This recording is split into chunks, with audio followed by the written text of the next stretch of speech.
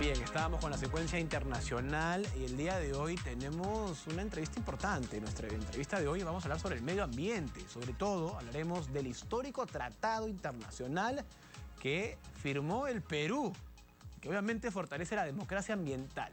Para ello estamos en el estudio con Aida Gamboa, especialista de Derecho, Ambiente y Recursos Naturales, miembro del DAR. Aida, ¿cómo estás? Bienvenida a Punto de Vista. Y bueno, es un día histórico que quedará, ¿cierto?, a la memoria, porque hemos firmado un tratado que va a potenciarnos ¿en qué?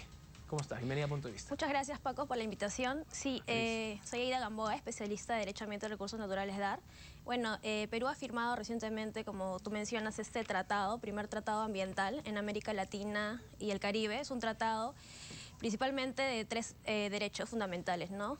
Acceso a la información, participación ciudadana y justicia ambiental. Es un tratado que se ha venido negociando por 24 países de la región desde el 2012. Desde DAR nosotros hemos participado como sociedad civil también en el proceso de negociación, que ha sido un proceso largo y arduo, dirigido principalmente por la CEPAL. Y bueno, este año se logró aprobar este acuerdo en marzo, ¿no?, en Costa Rica. Sin embargo, ahora el 27 de septiembre Perú lo firmó en las Naciones Unidas. Fantástico. Nueva York, con la presencia de la ministra del Ambiente, la señora Fabiola Muñoz. A ver, vamos a hablar un poco hacia los jóvenes y hacia los adultos que nos están viendo. Entendemos la importancia de este acuerdo porque va a potenciarlos también en la conciencia. ¿Cómo estamos en el Perú en referencia a la conciencia de preservar el ecosistema, nuestro medio ambiente, en cultura de reciclaje? ¿Cómo estamos? Sí, bueno, lo que va a hacer este acuerdo es principalmente lo que tú mencionas, ¿no? Promover, ¿no?, que los ciudadanos tengan una conciencia de protección del medio ambiente. Vemos cómo actualmente se viene contaminando mucho, por ejemplo, en la Amazonía, ¿no?, por grandes megaproyectos de inversión extractiva sin infraestructura.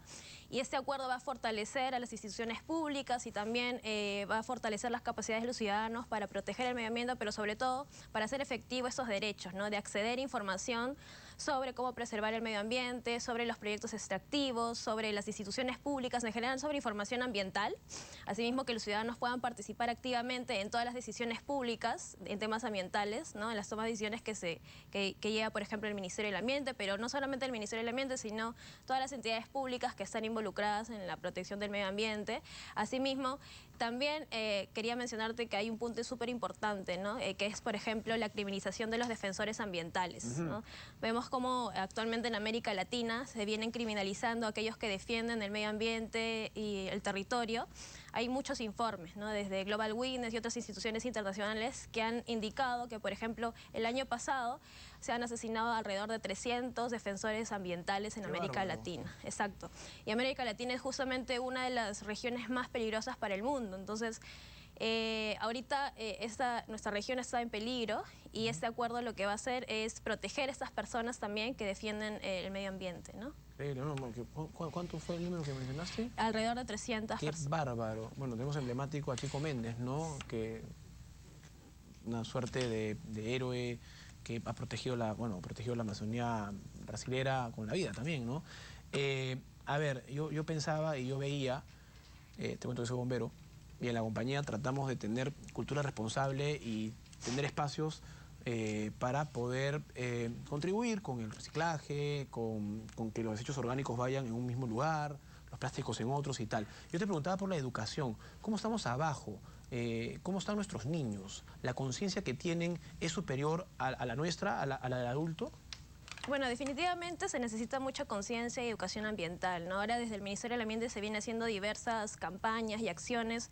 Hemos visto a la ministra dando mensajes también para la protección del medio ambiente. Se vienen haciendo campañas no solamente a los niños en los colegios, sino también en las universidades, ¿no?, para que la academia también esté involucrada. Pero todavía faltan mayores esfuerzos, no solamente de las instituciones públicas, sino también del sector privado, para que se involucren en que haya una mayor conciencia en todos los niveles del Estado, ¿no?, y también dentro de la población. Sí, claro, yo leía, mientras repasaba un poco y me quedé sorprendido con una cifra que la apunté y voy a citarla y la voy a leer sin ningún reparo, porque me sorprendió que cada año leía, y esto o sea que me lo puedas corroborar, los hospitales y clínicas de Lima generan 23.000 toneladas de desechos biológicos y químicos. que son evidentemente elementos contaminantes y que además de los cuales menos del 3%, que capos somos para ser responsables, ¿no? Son tratados y eliminados conforme a las normas sanitarias y ambientales vigentes.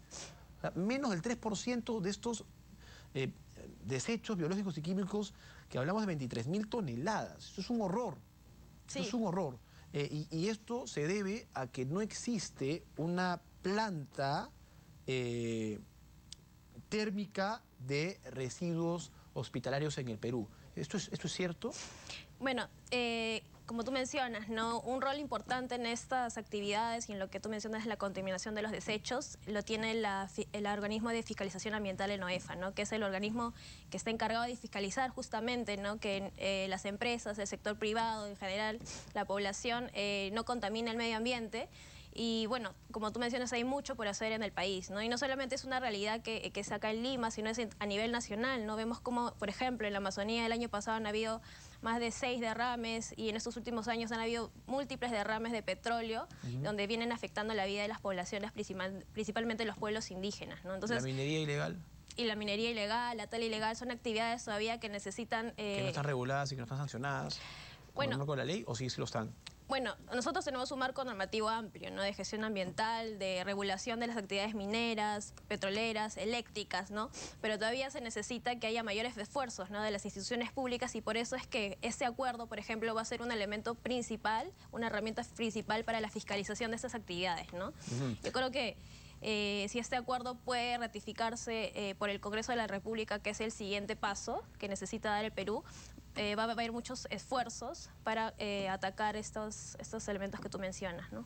A ver, te acerco una pregunta. ¿Y cómo poder lograr un equilibrio entre el crecimiento urbanístico y la conservación de la biodiversidad? Bueno, hay muchas herramientas, ¿no? La principal es la planificación, ¿no? O sea, se necesita tener una herramienta de planificación a nivel nacional, un plan, por ejemplo, nacional de infraestructura, que aún nosotros no tenemos, ¿no? Para poder planificar bien, pero sobre todo que en esa planificación, que las entidades públicas lo hacen, haya participación activa de todos los actores, ¿no? O sea, la sociedad civil tiene que ser un actor importante en esta planificación, pero también las poblaciones afectadas, ¿no? O sea, y también los gobiernos subnacionales.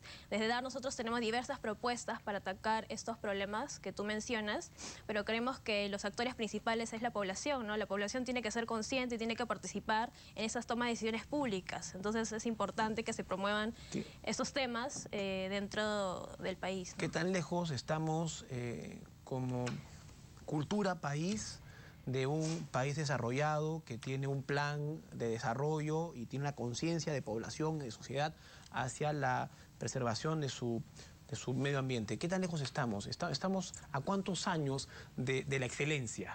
Bueno, no podría decirte, ¿no? Exactamente cuántos años, pero sí... ¿Estamos muy lejos? Hay un reto bastante amplio, ¿no? ¿Por delante qué nos queda? ¿Por delante? ¿Nos queda mucho trabajo? Yo creo que sí, ¿no? Que nos queda mucho trabajo, pero...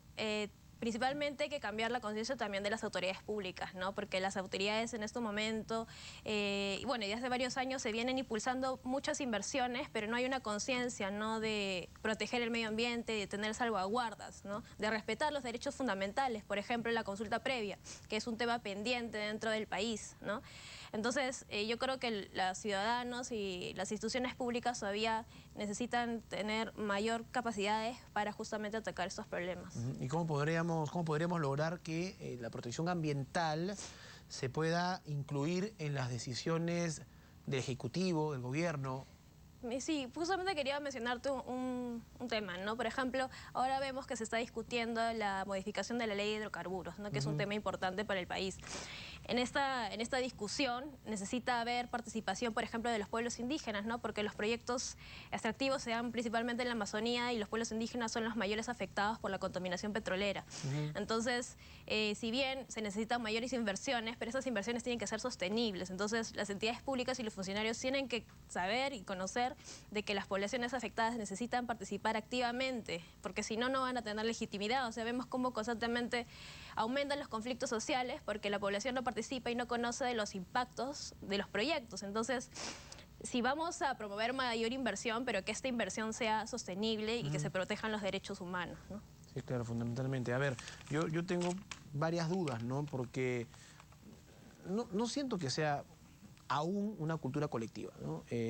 Hablo a nivel país, a nivel macro, a nivel Perú. Eh, ¿Cómo vamos de aquí a los próximos varios años? ¿Qué nos espera si no tenemos una política de preocupación desde el Estado, desde el Ejecutivo, desde el Legislativo, desde la participación de la sociedad hacia la protección en los distintos niveles que puedan afectar en niveles de contaminación y no contaminación el medio ambiente? Los cambios climatológicos, ¿hacia dónde vamos? Sí, mira, yo quería darte una cifra. Ahorita, por ejemplo, casi alrededor del 84% de la Amazonía peruana está lotizada, ¿no? Y hay diversos estudios que indican que en próximos años vamos a alcanzar casi el 91%. Entonces, yo creo que hay un riesgo bastante grande, ¿no?, de impactar fuertemente nuestros recursos naturales, la preservación, ¿no?, de la fauna, de la flora y de las poblaciones que viven en estos lugares. Sí, Entonces, claro, yo creo que hay mucho por hacer, ¿no?, desde las entidades públicas, de la sociedad civil, que está aportando muchísimo, como nosotros y otras organizaciones de sociedad civil, y que están impulsando temas fundamentales como el Acuerdo de Escazú. Y ahí, claro, que es el que hemos firmado recientemente, sí, y que evidentemente es un gran logro, es histórico, porque hay preocupación en el mundo, evidentemente. Uno lo puede ver, lo ve en pequeños detalles. No sé si tú has ido por la Costa Verde y vas a encontrar una enorme cantidad de aves que migran, que han tenido que migrar de su hábitat y que están ahí apostadas en el cableado, ¿no? No sé si los puedo notar. Son pequeños síntomas de que algo no anda bien, ¿no? A nivel mundo. Por eso la preocupación de distintos estados por fortalecer políticas de inversión a la protección del medio ambiente. El plástico. ¿Qué tan peligroso es el plástico? Quisiera saber en qué nos afecta el hecho de usar bolsas de plástico, materiales de plástico para el consumo, para el comercio. Sí, bueno, es muy peligroso, ¿no? Tú has visto cómo las declaraciones de, por ejemplo, de la ministra del Ambiente, donde se está promoviendo que justamente se apruebe esta ley, ¿no?, para eliminar el uso del plástico, que creemos que es fundamental. Bueno, como tú sabes, el plástico en general es muy nocivo, pero yo creo que el sector privado tiene un rol importante, ¿no? No solamente las entidades públicas, sino el sector privado también, porque es un actor bastante importante en el tema de la contaminación ambiental, que necesita tener mayores esfuerzos y mayores conciencia para poder avanzar en la eliminación de estas trabas que tenemos para proteger el medio ambiente, y sobre todo para que los ciudadanos se involucren más, ¿no? Porque tú sabes que muy pocos ciudadanos conocen la verdad, de estos acuerdos internacionales. Sí. Entonces no llega a la población de pie cuestiones que se discuten a nivel macro, ¿no? Sí, entonces claro, es importante que esto se difunda en los medios, pero también a nivel de la academia y de los claro, colegios, ¿no? Sí, bueno, yo recientemente estuve por algún restaurante y positivamente he alertado que ya no te dan sorbetes o las famosas pajitas de plástico, ¿no?, sino más bien de cartón. Y aquí algo muy puntual, porque tú has hablado y bastante de la protección a la Amazonía, que es el pulmón del mundo, ¿no? Y yo entiendo tu preocupación y la preocupación de los ambientalistas, que hay que proteger el rainforest natural y nuestra Amazonía, y hay que poner ahí las balas, y hay que poner esfuerzo. Pero entiendo que también existe la desforestación y que por una cañita podría, no sé, haber la tala irresponsable de un árbol. ¿Cómo estamos en ese sentido?